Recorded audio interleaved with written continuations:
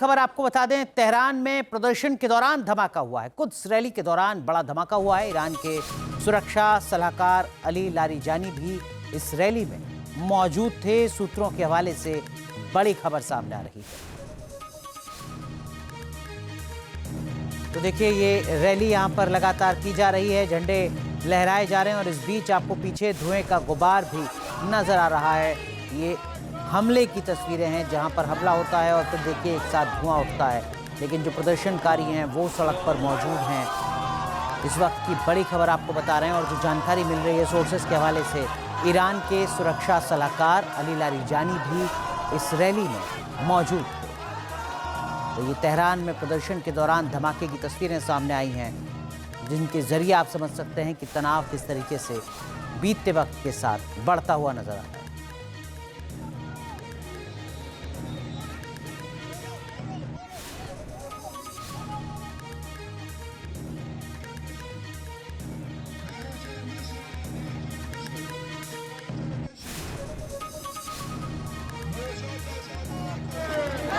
तो ये दो तस्वीरें इस वक्त आप देखिए, इन दो तस्वीरों के जरिए आप समझिए कि किस तरीके के हालात इस वक्त तेहरान में हैं, जहां कुद्स रैली के दौरान धमाका होता है। अली लारिजानी भी उस रैली में मौजूद होते हैं और उसके बाद लोगों का गुस्सा किस तरीके से भड़कता है वो आप इन दो तस्वीरों के जरिए देख सकते हैं।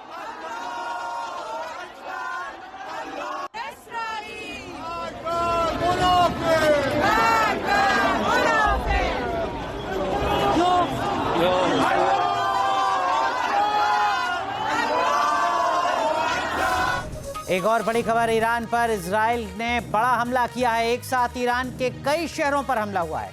तेहरान, शिराज, अहवाज में इजराइल ने हमला किया है। इस वक्त की बड़ी खबर, और देखिए इस नक्शे के जरिए हम आपको दिखा रहे हैं इस वक्त कि वो कौन कौन से इलाके हैं इजराइल ने जहां पर हमला किया है। ईरान का ये नक्शा और इस नक्शे में वो शहर जहां पर हमला किया गया है, तेहरान, शिराज और अहवाज।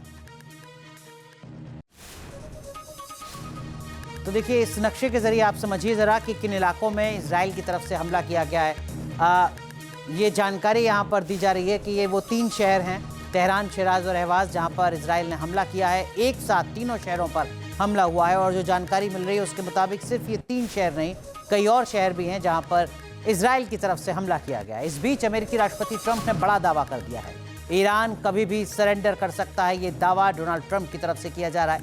ईरान हार मानने वाला है, ये भरोसा है डोनाल्ड ट्रंप को। ईरान हम सब के लिए खतरा है, ये भी अमेरिकी राष्ट्रपति डोनाल्ड ट्रंप की तरफ से बड़ा बयान सामने आया।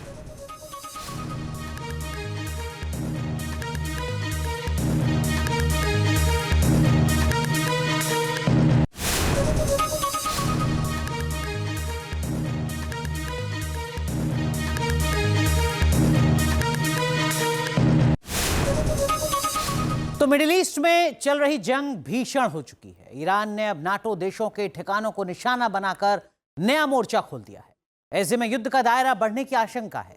ईरान का रुख पूरी दुनिया के लिए कैसे खतरा बन रहा है, देखिए इस रिपोर्ट।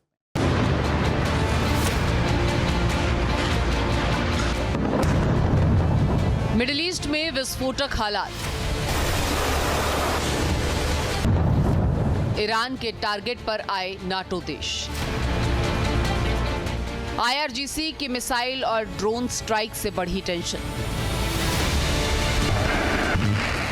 क्या परमाणु युद्ध की ओर बढ़ रहा है पश्चिमी एशिया का संकट?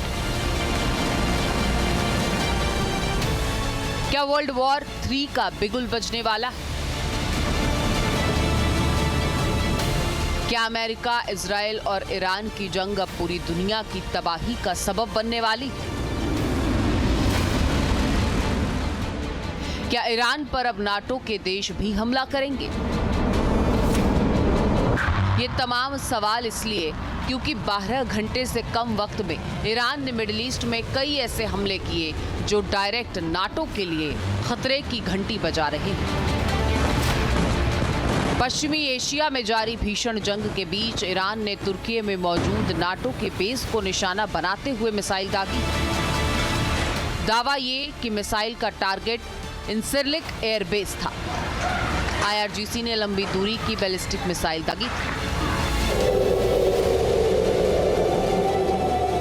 हवा में मिसाइल उड़ती दिखी। एयरबेस पर हमले के सायरन बजे। काफी देर तक अफरा तफरी का माहौल। हालांकि नाटो के एयर डिफेंस सिस्टम ने मिसाइल को मार गिराने का दावा किया। युद्ध शुरू होने के बाद ये दूसरा मौका है जब ईरान ने इंसिरलिक एयरबेस को टारगेट करते हुए मिसाइल से हमला किया है। दोनों बार मिसाइल को हवा में ढेर कर दिया गया, लेकिन इसके जरिए ईरान ने ये मैसेज तो दिया है कि ये बेस उसकी मिसाइलों की रेंज में है और कभी भी यहाँ धमाका किया जा सकता है। इंसिरलिक तुर्की के अदाना शहर के पास मौजूद एक नाटो का बेहद अहम रणनीतिक बेस है। राजधानी अंकारा से इसकी दूरी करीब 520 किलोमीटर है और तुर्की और अमेरिका मिलकर इस बेस का संचालन करते हैं। दावा किया जाता है कि यहां अमेरिका ने अपने 50 न्यूक्लियर बम रखे हैं। इसके अलावा अमेरिका के करीब 1500 सैनिकों की तैनाती है और ये बेस तुर्की और अमेरिका के लिए ही नहीं